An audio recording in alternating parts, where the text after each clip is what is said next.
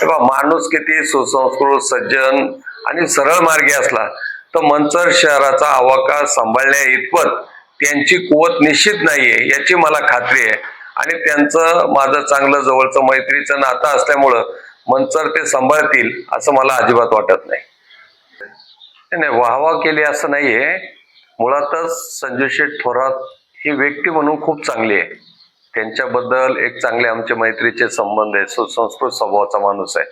परंतु मंचर शहराची रचना, मंचर शहराचा वाढता व्याप आणि त्यांचं थोडंसं नाही म्हणलं तरी पक्षीय बॅकग्राऊंड या सगळ्याचा विचार केला तरी जो मंचर शहरामध्ये असं काही उद्या जर एखादा प्रसंग आला समाजाला सामोरं जायचा संघर्षाचा तर त्या ठिकाणी संजू शेठ थोडेसे संघर्षाच्या बाबतीत कमी पडतील किंवा बाकीच्या इतर बाबतीत सुद्धा मंचर शहर पूर्णपणानं आपल्या आवाक्यात घ्यावं किंवा सांभाळावं या दृष्टीनं 100% सांगतो की तो त्यांचा स्वभाव नाहीये। तो एक सुसंस्कृत स्वभावाचा ऑफिशियल ऑफिसमध्ये बसून चांगलं काम करू शकतात, पण भर चौकात जाऊन एखाद्या गल्ली बोळात जाऊन झालेल्या काय उद्या तंटे बकडे मिटवण्याचं काम ते त्या ठिकाणी करू शकत नाही। ती त्यांची कमकुवत बाजू आहे।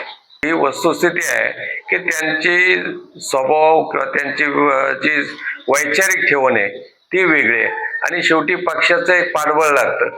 ते पक्षाचं पाठबळ सुद्धा त्यांच्या पाठीमागे नाहीये आणि आज काम करताना सभागृहामध्ये सुनबाई बसणार आहे आणि बाहेर हे असणार आहेत। याच्या उलट आमचं आहे, माझी मुलगी सभागृहात बसल ती मुळात उच्च शिक्षित आहे, कायद्याचा अभ्यास आहे, ज्ञान आहे आणि सभागृहाबाहेर संपूर्ण मंचर शहर गेली 42 वर्ष आम्ही राजकारणात आहोत, अनुभव आहेत आणि सगळ्या जनतेचा विश्वास आणि जनतेमध्ये जाऊन आपली भूमिका मांडायची ठाम भूमिका या दोन्हीचा विचार केला तर 100% संजू शेठ या बाबतीत थोडेसे कमी पडतील असं मला वाटतं।